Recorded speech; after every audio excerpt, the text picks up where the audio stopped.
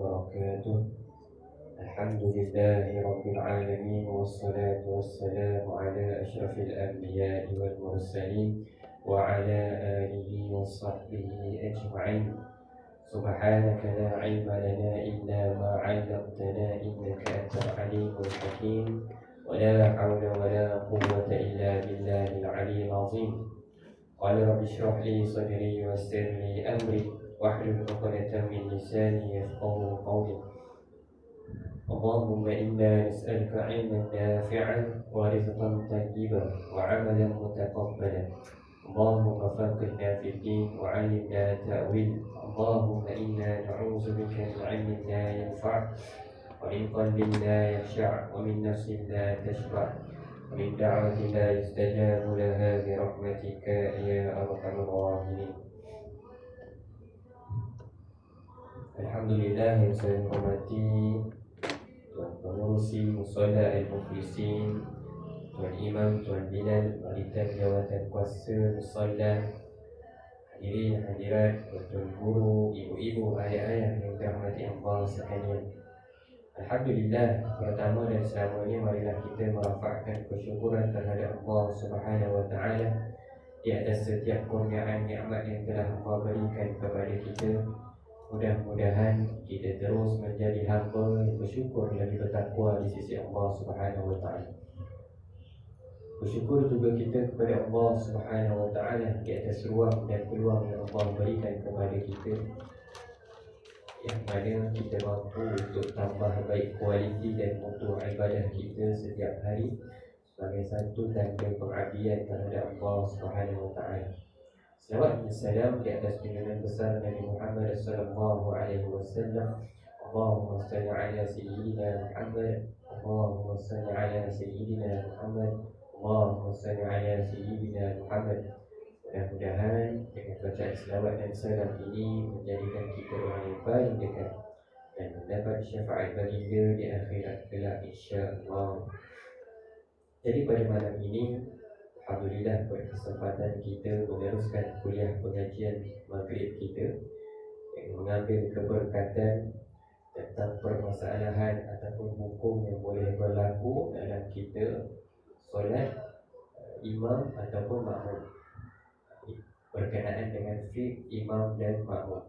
Jadi pada malam ini kita meneruskan pada masalah yang seterusnya, tersambung, iaitu pada masalah yang ke-31, yang mana pada bab ke-31 ini masalah berkenaan dengan imam dan makmum dalam kita solat berjemaah adalah berkenaan dengan makmum tidak sempat membaca Fatihah kerana bimbang membaca doa iftitah dan ta'awuz. Ta'awuz apa? Ta'awuz tu adalah inilah a'udzubillahi minasyaitonirrajim. Kan? Kita sebelum baca doa iftitah kita baca ta'awuz. Kan? Disebutkan dalam kitab oleh Syekh Ibn Al-Imad, makmum yang masbuk ni dia sebenarnya mempunyai masa yang cukup untuk membaca suratul Fatihah. Kan? Seorang makmum yang masbuk lambat, sebenarnya dia ni ada masa yang cukup untuk membaca surah Fatihah, tetapi dia ni menyibukkan dirinya dengan membaca doa iftitah dan ta'awuz. Bukan maksud tak boleh. Kan, maksudnya dia nak juga, dia nak sangat, dia dah tahu lambat masbuk, dia nak juga baca doa iftitah. Kan, sebelum doa iftitah dia pula baca ta'awuz, a'udzubillahi minasyaitonirrajim. Kan, walaupun dia tak salah, tapi nak disebutkan dia ada hukum yang dibincangkan. Seterusnya, sedangkan dia ni yakin bila dia ni membaca doa iftitah tu, Allahu Akbar kabira walhamdulillah katsira tu, dan ta'awuz tersebut, dia ni confirm tak sempat nak menghabiskan suratul Fatihah sebelum imam rukuk. Kan, maksudnya apa? Dia tahu, contoh saya masbuk, Allahu Akbar, dah lambat ni, tahu dah ni, memang tak sempat ni nak dapat rukuk dengan imam, tapi saya sibuk juga nak iftitah. Kan, baca a'udzubillahi minasyaitonirrajim, Allahu Akbar kabira walhamdulillah, seterusnya sehingga habis dengan kadar yang sangat-sangat sederhana lah, dengan kadar bacaan kita seperti biasa. Disebutkan maka kelewatan itu dianggap berpunca daripada dirinya sendiri, maka dari sudut fiqh perbuatan tersebut dianggap cuai. Dia tak salah, dia tak batal, tapi dia dianggap cuai. Cuai dalam solat pun dia ada istilah kita ni tuan-tuan, dianggap cuai. Kan? Oleh itu tuan-tuan, dia tidak diberikan keuzuran untuk terbelakang daripada imam sehingga melebihi 3 rukun panjang. Maksudnya apa? Bila dah keadaan masbuk ni tuan-tuan, kita pun faham masbuk ni, kalaulah contoh imam kita masuk, imam pun dah baca surah pilihan, memang nak habis. Imam rukuk, kita sepatutnya kena rukuk. Kita wajib memotong bacaan kita dan terus rukuk. Kan? Kita tidak diberi keuzuran untuk tertinggal 3 rukun panjang. Kita baca juga dalam baca iftitah, kita baca juga Fatihah. Dah baca Fatihah, kita baca juga surah tu. Nak disebutkan betul-betul tu. Kan? Betul-betul kita rasa tak nak terlepas dalam solat seharian kita. Iftitah kita baca, Fatihah kita baca, surah pilihan pun kita baca. Surah pilihan pula surah yang panjang-panjang, contohnya surah Duha dan sebagainya. Kan? Disebut tuan-tuan, bila berlaku keadaan seperti ini, maka dia disebutkan cuai dari sudut fiqh. Disebutkan bila dah macam tu tuan-tuan, dia dah cuai, sepatutnya dia kena ikutlah imam tu rukuk. Dalam keadaan begini, dia dah sibuk dengan bacaan iftitah, disebutkan dalam kitab, dia wajib menghabiskan Fatihahnya dan mendapati imam di dalam rukuk, dan kalau tidak, luputlah rakaat itu. Maksudnya apa? Dia kena habiskan juga Fatihah dia, dan dia kena mendapatkan imam rukuk. Kalau imam rukuk, dia terus rukuk. Kan? Dia tak boleh dah tahu masbuk. Kan? Dia dah tahu masbuk, dia kena ikut imam. Kan? Sebab apa? Sebab Fatihah orang makmum yang masbuk ni tadi, dia telah ditanggung oleh imam. Seperti yang kita tahu. Huraian ni tuan-tuan, mudah nak faham dia. Fatihah ni tuan-tuan, dia lebih utama. Kan, bacaan Fatihah, suratul Fatihah wajib kepada kita semua. Sama ada imam sudah barang tentu, apatah lagi makmum. Kan, bacaan Fatihah ni dia memang rukun bagi kita untuk membaca. Dan kita kena tahu doa iftitah tuan-tuan sunat. Doa iftitah sunat, ta'awuz pun sunat. Apabila bertembung tuan-tuan, bertembung antara rukun dan sunat, kita nak dahulukan yang mana? Kita dahulukan yang rukun. Kita dahulukan yang wajib. Wajibnya apa? Wajib kita mengikut imam. Nak disebutkan wajib kita mengikut imam. Perkara yang sunat macam doa iftitah tuan-tuan, kita tinggalkan dulu untuk kita mengikut imam. Kalau dah tahu kita masbuk, cukup sekadar kita membaca suratul Fatihah. Selepas kita takbir, kita baca surah Fatihah. Kan? Sebab apa? Sebab kita rasa mungkin masbuk tu masbuk yang sampai imam ni dah baca surah pilihan.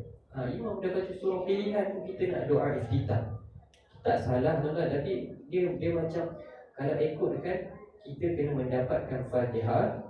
Dan kalau imam rukuk, kita tak sempat, kita pun ikut rukuk. Itu poin yang pertama.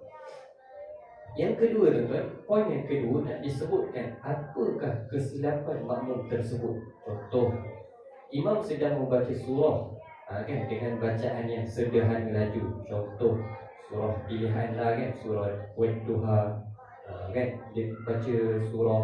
Lepas tu makmum pun baru masuk. Makmum baru masuk, Allahu Akbar. Dan dia tahu kalau dia ni baca Fatihah tu tak mesti sempat. Kan, mesti sempat. Imam buat doa dia, Bismillahirrahmanirrahim, Alhamdulillahirabbil alamin, Arrahmanirrahim, dengan kadar yang biasalah. Kan, kita kalau jadi makmum kan macam tu lah bacaan kita. Bismillahirrahmanirrahim, Alhamdulillahirabbil alamin, dengan kadar begitu. Jadi tuan-tuan, bila dia tahu ada masa yang cukup, tetapi dia tetap memilih untuk membaca doa iftitah. Dia nak baca juga doa iftitah, dia nak baca juga a'udzubillah, maka dalam keadaan begini, dia dianggap kelewatan itu berpunca daripada pilihannya sendiri, maka dia dianggap cuai. Dia dianggap cuai. Dan poin yang seterusnya tuan-tuan, poin yang ketiga, makmum yang seperti ini dia tidak diberikan keuzuran.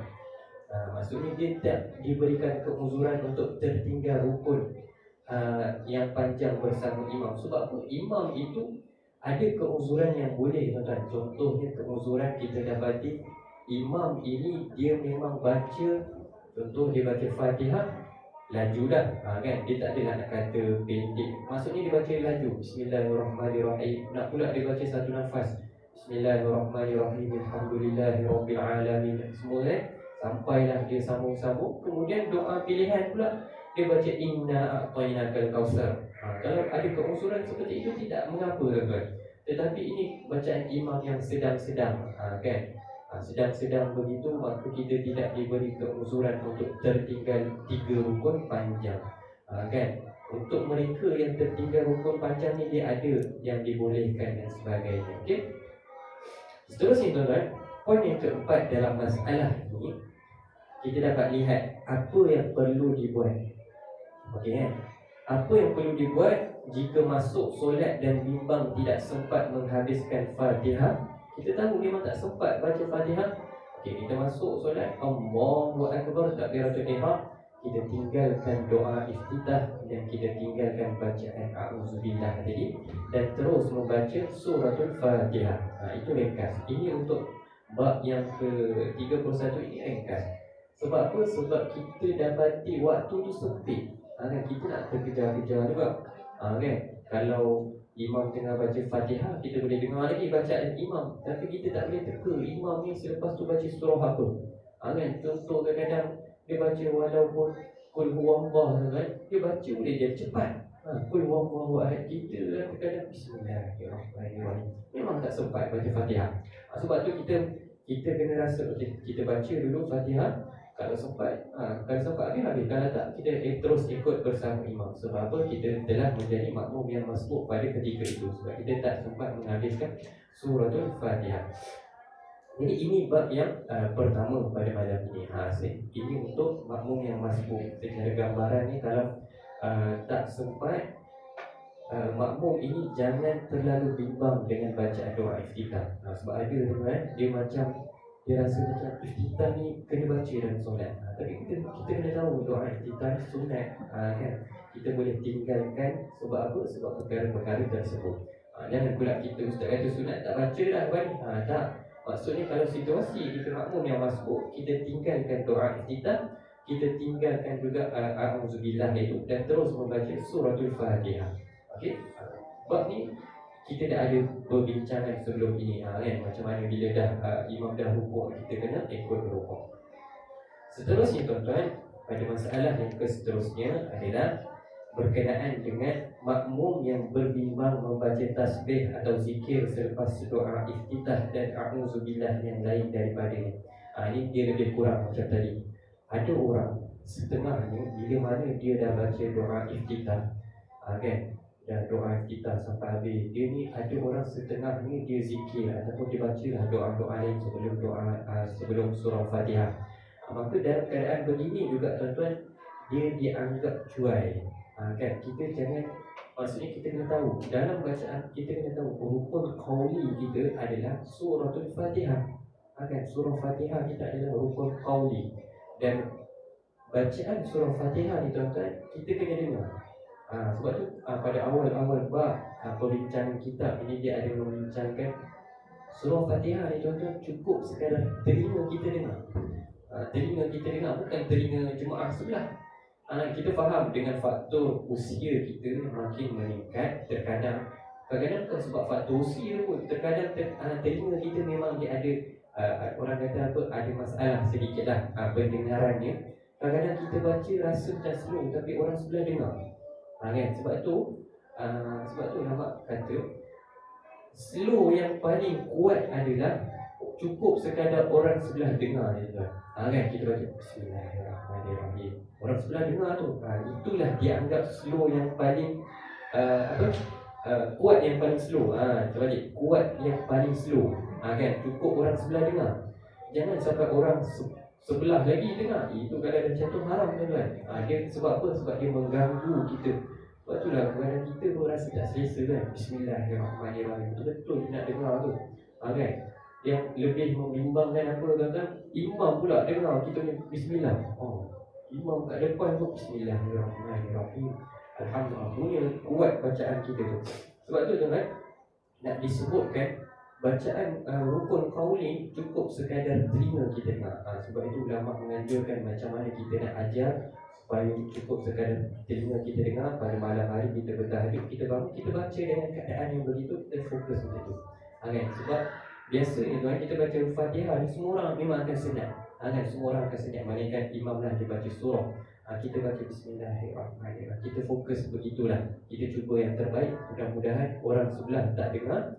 Kan? Mudah-mudahan orang sebelah pun tak menyampah duduk sebelah kita.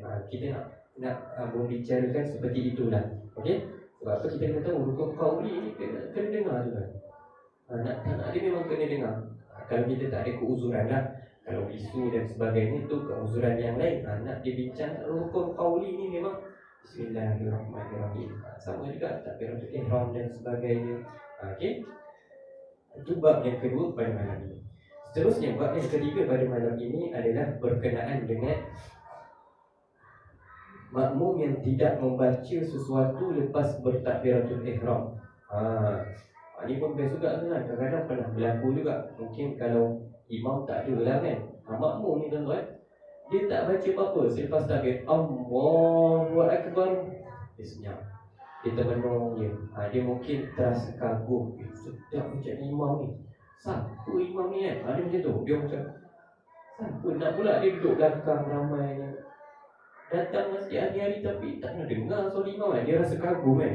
Dia rasa kagum sampai tak baca apa-apa selepas takbiratul ihram. Kan, dia takjub sangat dengan bacaan imam. Contohnya disebutkan dalam kitab, makmum yang bertakbiratul ihram Allahu Akbar kemudian dia diam dan tidak membaca apa-apa selepas takbiratul ihram, maka dia juga dianggap cuai tuan-tuan. Hukum dia sama tuan-tuan, cuai.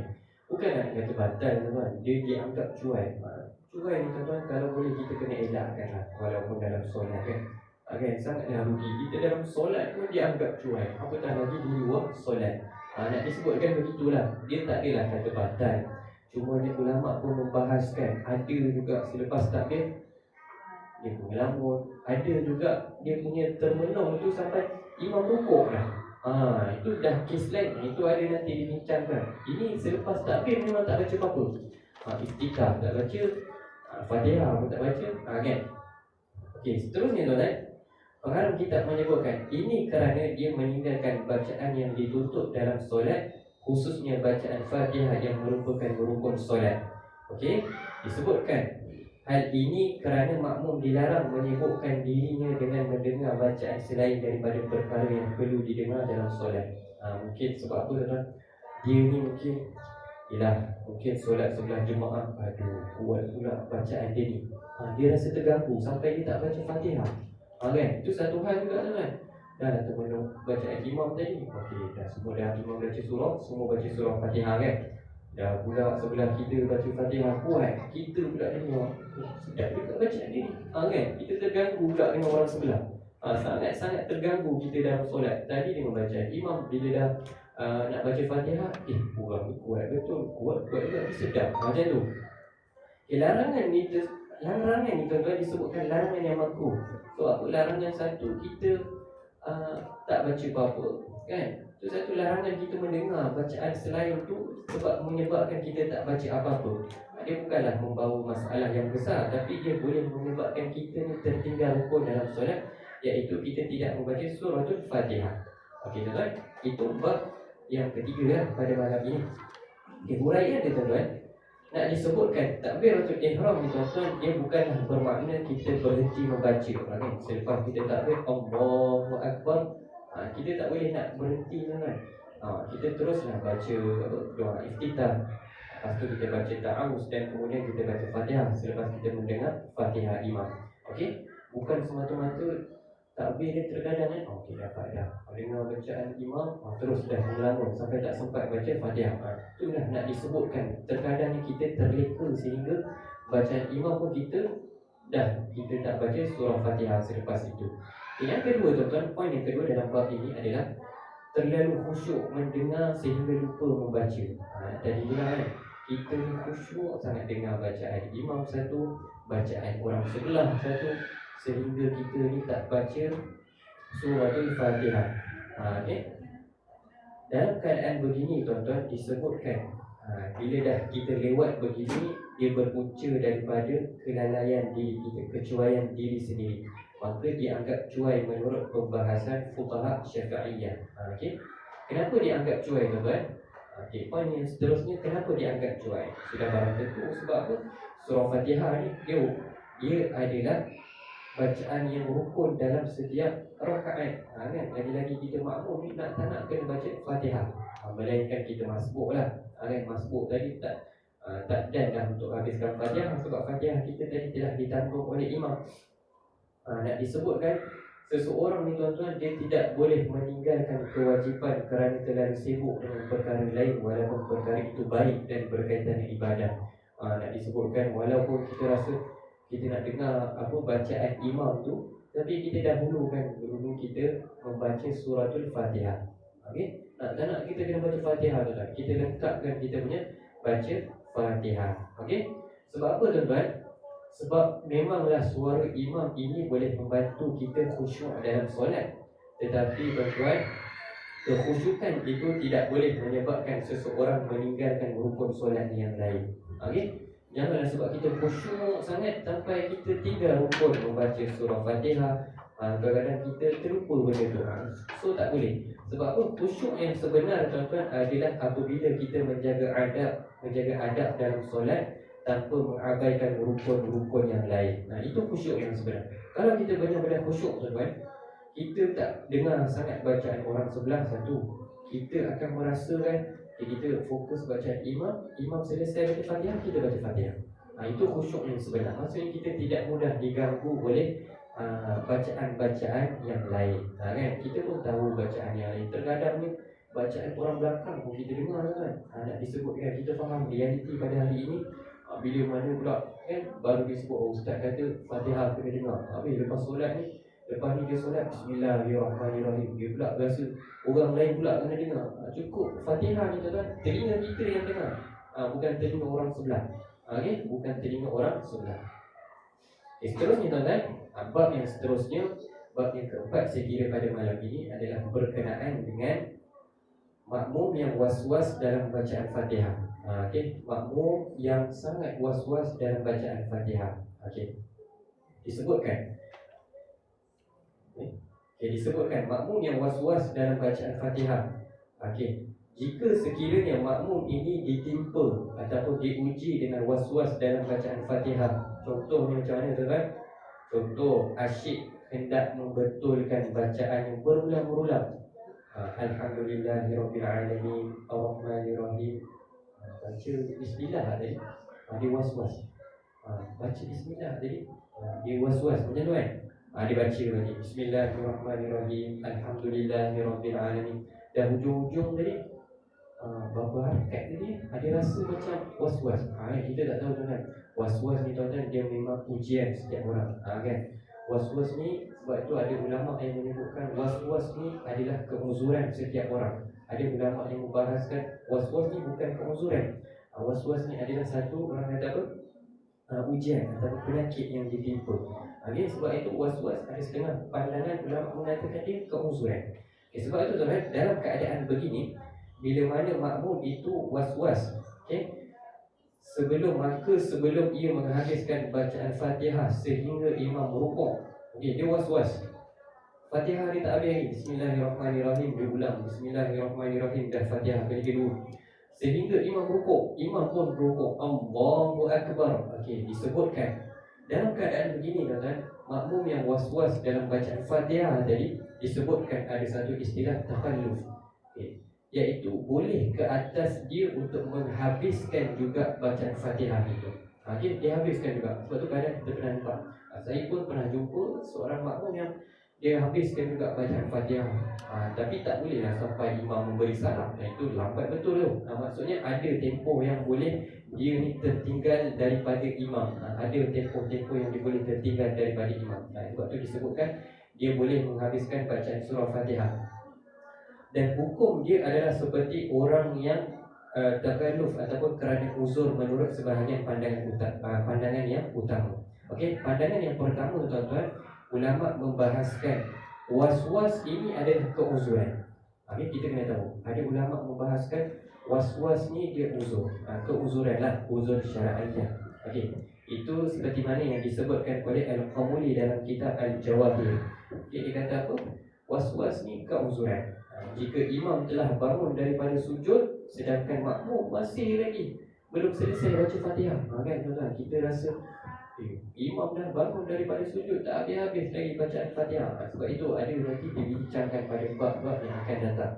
Nak disebutkan pada bab ini, was-was pada pandangan yang pertama disebutkan dia adalah satu keuzuran. Okey, disebutkan oleh Imam Al-Qamuli dalam kitab Al-Jawahir. Itu pandangan yang pertama. Pandangan yang kedua tuan-tuan disebutkan oleh Imam An-Nawawi rahimahullah ta'ala, menyatakan bahawa pandangan tadi memang dia kuat, dia mempunyai asas yang kuat, tetapi menurut dia pandangannya yang dituliskan dalam syarah Muhazzab, makmum tersebut, makmum yang was-was dalam bacaan Fatihah Bismillahirrahmanirrahim tadi, dia ni tidak diberikan hukum seperti orang yang uzur. Maksudnya apa? Imam Nawawi dalam pandangan Imam Syafi'i kata was-was bukan keuzuran. Was-was bukan uzur. Tadi kata uzur, yang kedua kata bukan keuzuran. Maka dalam hal seperti ini, Imam Nawawi kata apa? Dia boleh terus mengikut imam. Maksudnya apa? Dia terus, contoh, imam buat Allahu Akbar, dia baru baca iyyaka na'budu wa iyyaka nasta'in. Kan? Pandangan yang kedua, kalau kita berpegang kepada Imam Nawawi, kita terus ikut imam. Kita buat Allahu Akbar. Okey? Ini kalaulah dia tak berlaku dengan kita tuan-tuan, mungkin dia berlaku kepada kenalan-kenalan kita. Mudah-mudahan kita boleh menasihatinya. Kita bagi tahu, kalau was-was sangat, pandangan Imam Nawawi dan Imam Syafi'i, boleh kita terus ikut imam, kita rukuk. Okey, inilah pandangan supaya apa tuan-tuan, kita tahu. Kan? Sebab kalau was-was tuan-tuan, kita tak bincang lagi was-was dalam takbiratul ihram dan sebagainya. Sebab apa tuan-tuan, was-was ni tuan-tuan, dia memang satu ujian. Kan? Kita mudah-mudahan, sebab itu kata ulama, sebelum kita solat, kita dianjurkan harus kita ni baca surah Qul a'udzu birabbin nas. Sebab apa tuan-tuan? Sebab supaya kita ni bermudah-mudahan, kita berdoa kepada Allah dijauhkan daripada gangguan syaitan. Jadi sebelum solat kita baca surah Qul a'udzu birabbin nas. Harus hukumnya. Disebutkan ulama, dia tidak adalah sunat dan sebagainya. Nak disebutkan mudah-mudahan kita beriktikad supaya solat kita khusyuk. Kan kadang-kadang kita biasa dengar imam sebelum solat Qul a'udzu binnas, malikin nas. Kan ada setengah ni yang baca kan. Ada setengah ni berjemaah ni ada yang juga yang baca. Okey, nak disebutkan ini pandangan yang kedua, disebutkan keuzuran. Was-was itu dia kira sebagai bukan keuzuran, dia dikira sebagai bukan keuzuran. Maka dia boleh ikut imam seperti biasa. Okey. Okey, huraian dia, point dia tuan-tuan dalam bab ini berkenaan dengan makmum yang was-was dalam bacaan Fatihah. Poin yang pertama, apakah yang dimaksudkan dengan was-was? Sudah barang tentu bila mana dia baca Alhamdulillahirabbil alamin, tiba-tiba dia rasa huruf dia, contoh dia macam betul tak tadi ya? Alhamdulillahirabbil alamin. Kan? Dia lain tuan-tuan, dia membawa maksud yang lain.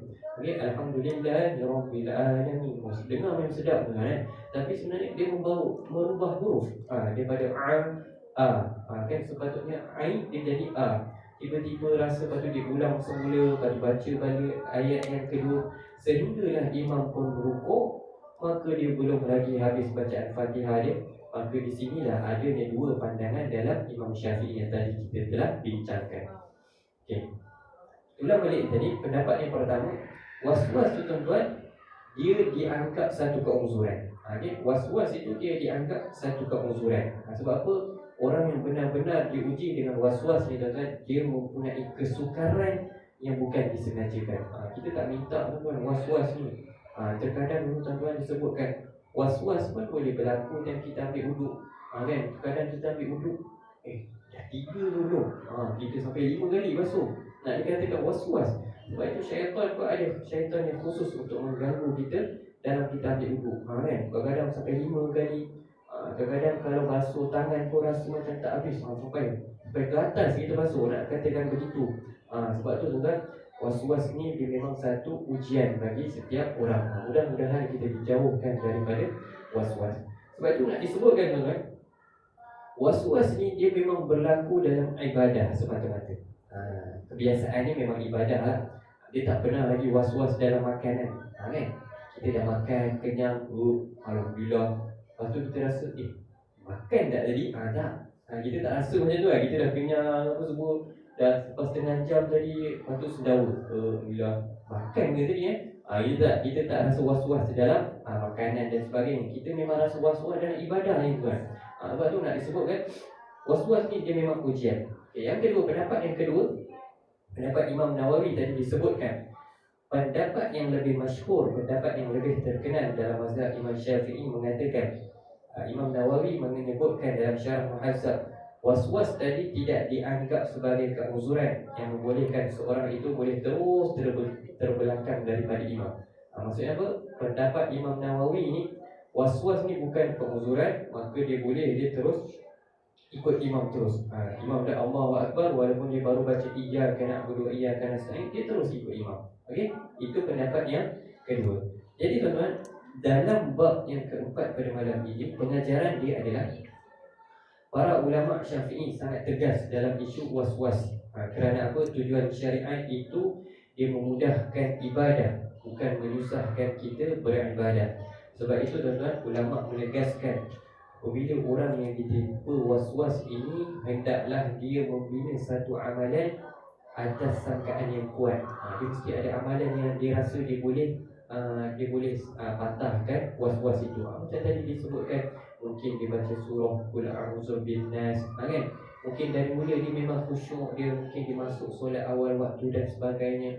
Sebab apa tuan-tuan? Sebab was-was ni dia sekali datang tuan-tuan, dia bukan dah ganggu kita punya bacaan, dia boleh ganggu khusyuk. Terkadang dia boleh ganggu khusyuk ni. Rumah tadi kunci tak? Dia dah masuk benda lain. Sebab tu tuan-tuan, was-was ni dia kalau dia boleh mengganggu khusyuk, dia boleh mengganggu pemikiran kita sampailah kita fikir sedemikian. Okey? Jadi tuan-tuan, semakin banyak was-was itu dilayan, maka semakin kuat was-was itu menguasai seseorang. Kan? Mudah-mudahan sebab kita faham tuan-tuan, ujian seorang yang ditimpa was-was ni sangat berat. Sebab itu dia kena mudah-mudahan dia ada satu amalan dan dia berharap kepada Allah supaya dijauhkan was-was ini. Supaya apa tuan-tuan? Kita pun nak solat dalam keadaan yang tenang. Walaupun kita solat slow je tuan-tuan, kan? Slow je, bukannya Allahu Akbar, tenang je, tapi tak diganggu oleh was-was.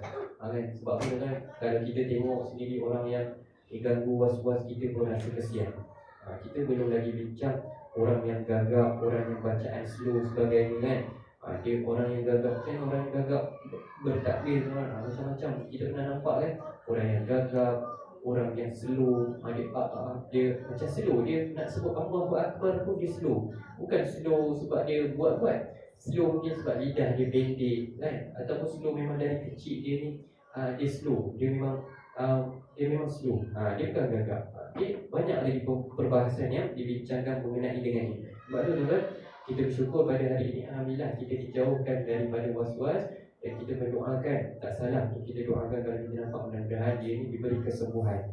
Sebab was-was ni dia memang ujian, dia tak kekal. Mudah-mudahan kita tak diuji, kita doakan. Nampak orang ni was-was, kita doakan supaya dia ni dihilangkan, diangkat daripada diuji was-was. Okey tuan-tuan? Itu seterusnya pada malam ini. Bab yang seterusnya, bab yang kelima pada malam ini, saya kira adalah berkenaan dengan makmum lupa membaca Fatihah hingga imam rukuk. Makmum lupa baca Fatihah hingga imam rukuk. Dia macam nak lebih kurang macam tadi. Tadi makmum dia lepas takbir dia tak baca apa-apa. Kan? Dia tak baca iftitah dan sebagainya. Dalam bab ini tuan-tuan, makmum ni dia tak baca Fatihah sampai imam rukuk. Betul-betul dia punya khayal tu. Betul-betul dia punya tenung sedap betul baca imam ni. Ataupun memang dia ataupun setengah orang dia sedih, kan? Dia sedih, dia dalam solat memang betul-betul sedih betul. Lepas imam rukuk, dia rukuk. Dia sebut macam tu lah, kan? Terkadang ni, kan? Kita tak tahu solat kita pun kan kadang-kadang kita solat dalam keadaan sedih, kadang boleh jadi khusyuk betul, kadang-kadang boleh jadi terganggu juga kan. Kan kita ujian kita berbeza-beza. Sebab itu tuan-tuan, dalam kitab disebutkan dalam bab makmum yang lupa membaca Fatihah hingga imam rukuk ni, jika makmum itu terlupa membaca suratul Fatihah setelah bertakbiratul ihram Allahu Akbar dan ia tidak sedar melainkan selepas imam rukuk, tak sedar betul ni imam rukuk Allahu Akbar, terlupa baca Fatihah, maka dibahaskan oleh para fuqaha mengenai hukum yang boleh tertinggal takalluf dan kedudukannya sebagai makmum yang terlambat. Okey, ada perbahasan nanti dibincangkan. Okey, perinciannya adalah jika tuan-tuan dia masih berada dalam keadaan yang berdiri, kan? Dia berdiri dan dia baru sedar, tak baca Fatihah lah, kan? Tak baca Fatihah lah, maka tuan-tuan dia dah, maksudnya imam belum rukuk lah, ataupun imam dah rukuk kan, tapi dia tengah berdiri, lupa dah baca Fatihah, maka tuan-tuan, ni situasi yang pertama. Maka dalam keadaan begini, dia hendaklah membaca Fatihah supaya tidak luput rakaat bacaan tersebut. Maksudnya apa tuan-tuan? Tak nak dia ni situasi pertama, dia kena baca Fatihah supaya dia tidak luput rukun bacaan tersebut. Sebab apa? Dia bukan makmum yang masbuk tuan-tuan. Dia bukan makmum yang masbuk. Dia memang ada dari awal imam takbir, dia pun takbir sampai ke imam rukuk, dia alamak, terlupa baca Fatihah. Maka situasi yang pertama, hendaklah dia membaca Fatihah supaya tidak luput rukun bacaan tersebut. Dalam keadaan tertentu, makmum yang mempunyai keuzuran dibenarkan terlewat daripada imam dengan keadaan yang dibenarkan oleh syarak. Maksudnya apa? Dia ni dibenarkan oleh syarak untuk terus membaca suratul Fatihah. Okey tuan-tuan, ini masalah yang seterusnya. Okey, poin ni tuan-tuan, poin yang mudah untuk kita faham. Bila mana seseorang itu lupa membaca surah Fatihah selepas bertakbir Allahu Akbar, dia lupa baca Fatihah, kan? Makmum angkat takbiratul ihram, dia pun termenung fikir benda lain, dia tak baca Fatihah langsung. Tiba-tiba imam rukuk, dia tersedar, tak baca Fatihah. Inilah situasi yang dibahaskan nanti. Seterusnya, poin yang kedua, jika disedar ketika masih berdiri. Contoh, imam rukuk, makmum masih berdiri. Makmum masih berdiri, dia sedar dia belum baca Fatihah, maka tuan-tuan, solusinya dia hendaklah membaca Fatihah terlebih dahulu. Kemudian baru dia menyusul mengikut imam. Dia habiskan Fatihah. Kalau dia tak baca Fatihah tuan-tuan, dia terus ikut imam, nanti dia kena tambah lagi bilangan rakaat. Sebab apa tuan-tuan? Sebab Fatihah ini adalah rukun. Tak nak kita, kalau tak ada keuzuran apa-apa, kita boleh mampu baca, kan? Kita bukan bisu dan sebagainya, kita mampu baca. Walaupun orang lambat baca ke, dia tak fasih lagi baca Fatihah, ataupun dia tak hafal lagi baca Fatihah, tak ada apa-apa keuzuran, maka dia ni kena habiskan baca Fatihah terlebih dahulu, kemudian barulah dia ikut imam. Okey tuan-tuan, itu bila mana situasi pertama dia masih sedar dalam keadaan yang berdiri. Situasi yang kedua tuan-tuan, dia ni sedar selepas ikut rukuk bersama imam.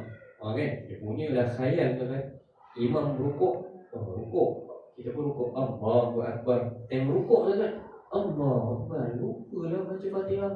Allah, macam mana ni kan? Dalam keadaan begini tuan-tuan, ketika dia rukuk baru teringat, aduh, belum baca Fatihah lah tadi.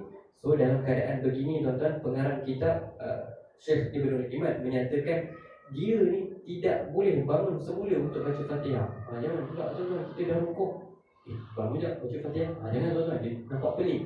Kan, nampak pelik. Nak pula solat tu, contoh solat tarawih ke apa kan, ada rakaman live ke tiba-tiba kan, dah kenapa ni rukuk bangun balik. Kan, kita tak tahu.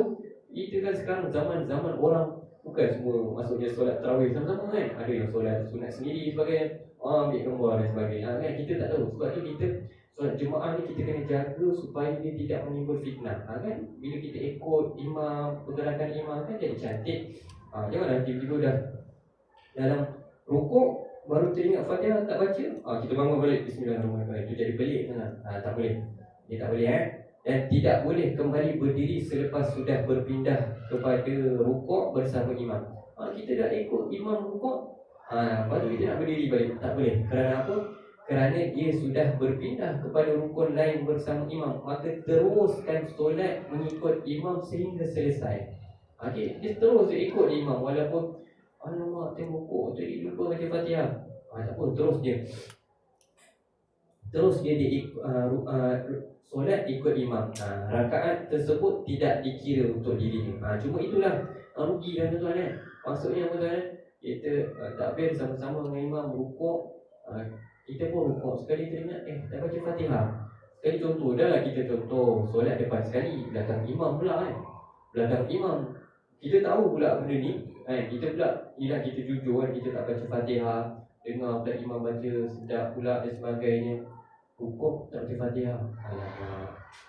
Dan dalam hati tu, ini kalau bangun lagi tambah satu rakaat malu ni.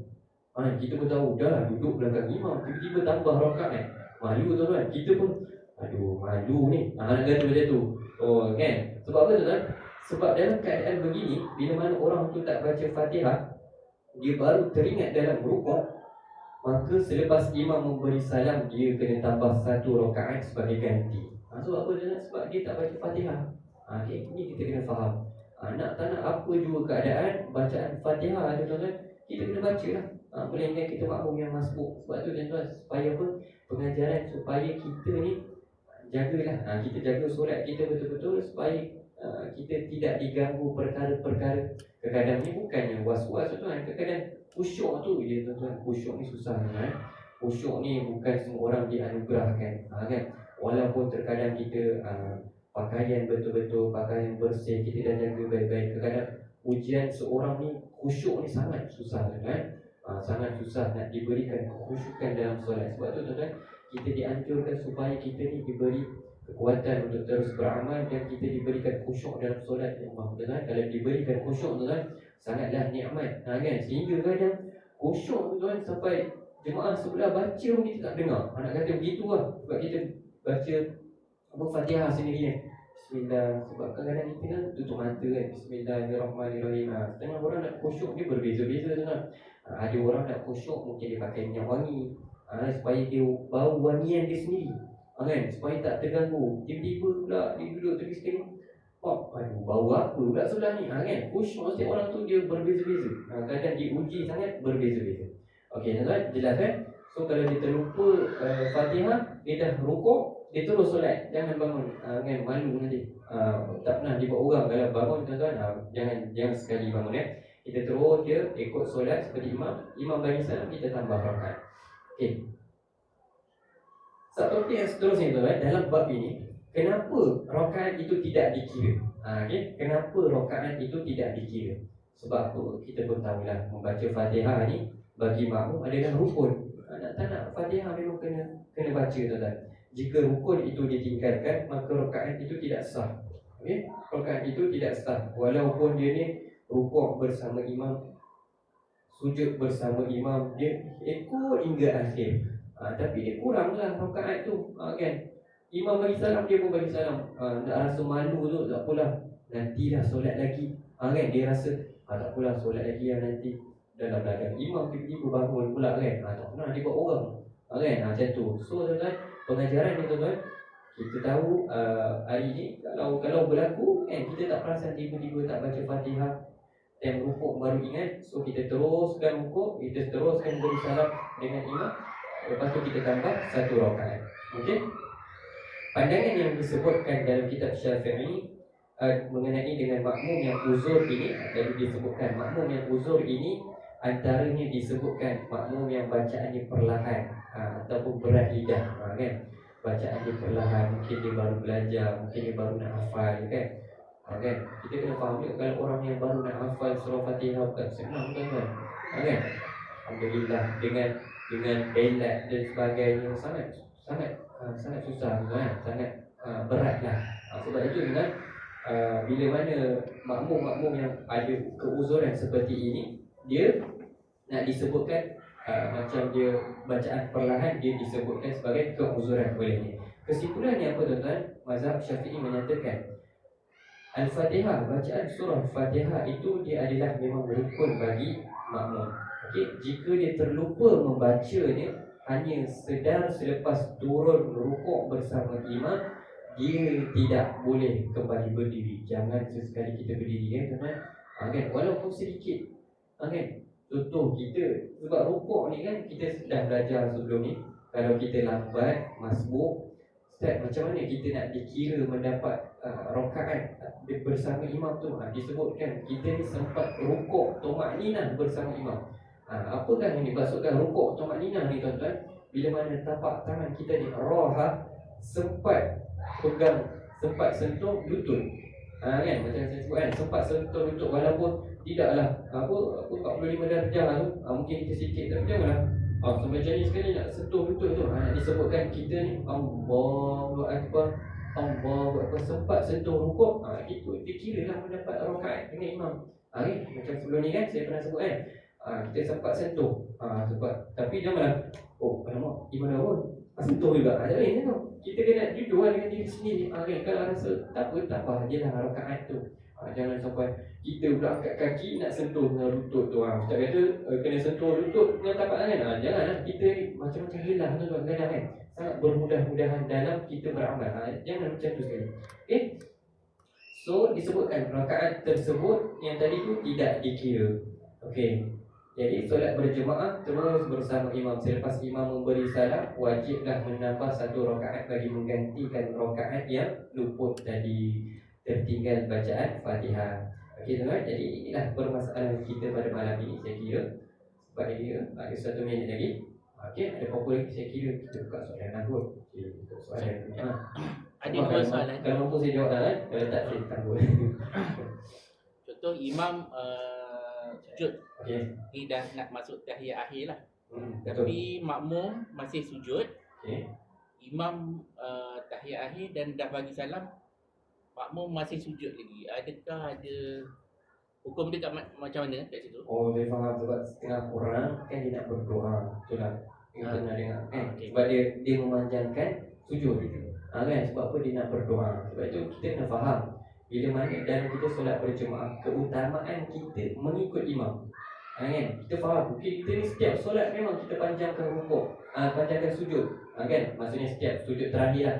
Tapi tuan-tuan, bila kita solat berjemaah, keutamaan, dia bukanlah satu hukum tak boleh ke apa. Maksud keutamaan kita ikut imam. Bila imam dah bangun, kita bangun ikut imam. Jangan, kita boleh nak berdoa sebab kita kan afdal kan doa dalam sujud dan sebagainya. Cuma kita kena faham situasi kita tuan-tuan. Keutamaan kita pada situasi itu mengikut imam lebih utama. Dia tak adalah hukum maksudnya tak boleh dan sebagainya. Janganlah sampai imam beri salam baru bangun. Dah lain nak tuan. Imam Assalamualaikum warahmatullahi wabarakatuh baru bangun. Macam tu dia punya hajat tu. Nak dikatakan kita ni berpada-pada. Kan? Ikut situasi. Kan? Banyak lagi tempat-tempat lain yang boleh kita maksudnya beramal dan seperti itu. Okey. Okay. Yang kedua, dalam soal apa kita panggil kentut lah. Okey, kentut. Okey. Kita jadi was-was sama kita tahu dia keluar dan mungkin kulit tu kadang macam tu kan. Tapi dia buka angin, tapi dalam situasi tu dia jadi was-was. Macam mana kita nak? Okey, sebab tu tuan disebutkan ada satu istilah yang disebutkan al-yaqin la yazalu bisyak. Satu istilah keyakinan kita ni tuan-tuan, dia tidak boleh hilang dengan syak. Kita kena faham istilah tu. Faham tak? Kita rasa macam ketut, tapi tak apa, kita yakin. Kita kena yakin. Melainkan kita kuat pula. Kalau tak kuat, dia bau pula. Kalau tu betul-betul tu, inilah, itu betul-betul rasa yakin batal. Kalau yakin batal lah tuan. Kita yakin al-yaqin la yazalu bisyak. Dia kentut yang macam sama-sama. Kita pun tak pasti kan. Kadang-kadang kita pun tahu kita punya keadaan kentut dan sebagainya. Tiba-tiba macam bunyi, macam tak kan. Sebab apa? Yakin ni tuan-tuan, dia memang yakin ni dia 100%. Kan? Dia tidak boleh tergugur dengan syak. Okay? Adalah istilah-istilahnya. Nanti kita akan bahaskan ada yakin, syak, was-was dan sebagainya. Dia ada peratus-peratusnya. Dalam keadaan begitu, kalau saya yakin, kita yakin. Sebab sama juga macam kita ambil uduk. Kan? Kita ambil uduk, contoh kita ambil uduk macam saya sebelum ni. Kita ambil uduk naik bas, tersentuh lelaki dan perempuan apa, macam sentuh tapi macam kena kain dia. Kita macam yakin lah, yakin. Sebab apa? Kita contoh situasi musim sejuk kan, dekat negara yang sejuk, nak ambil wuduk musim yang sejuk tu kan sangat susah kan. Kita kena buka balik token yang sejuk tu kan. Sebab tu nak ambil wuduk ni tak apa, kita yakin mudah-mudahan tak kena. Kita beryakin ada lagi wuduk. Maksudnya kita beramal dengan keyakinan kita tu, mudah-mudahan keyakinan kita ni dia tidak menghilangkan syahwat sangka kita. Sebab tu dia berbalik kepada kita lah. Mudah-mudahan satu orang kata apa, ilmu pada malam ini al-yaqin la yazalu bisyak. Keyakinan itu dia tidak boleh terhapus dengan adanya syak. Kita kena yakin. Kalau saya dalam keadaan itu, kita yakin. InsyaAllah mudah-mudahan. Kan? Kita faham. Melainkan kita yakin batal. Batal ni tak bunyi tapi bau ni. Bukan bau orang sebelah, kita sendiri bau kan. Bau tu batal kan. Okay, yakin batal. Kalau yakin tak batal, kita teruskan seperti itu. Mudah-mudahan. Kan? Mudah-mudahan. Okay? Saya kira setakat di situ saja pada malam ini. InsyaAllah kalau ada penambahbaikan soalan ini, saya akan tambah pada kelas-kelas yang akan datang. Okay? Segala yang baik itu datang daripada Allah, dan segala yang buruk itu juga datang daripada Allah. Aku dah qauli hadza wa astaghfirullah li wa lakum. Saya mohon ampun dan maaf jika ada kesilapan. Jika ada kesilapan boleh datang kepada saya dan memberikan teguran. Aku dah qauli hadza wa astaghfirullah li wa lakum. Assalamualaikum warahmatullahi wabarakatuh. Waalaikumsalam.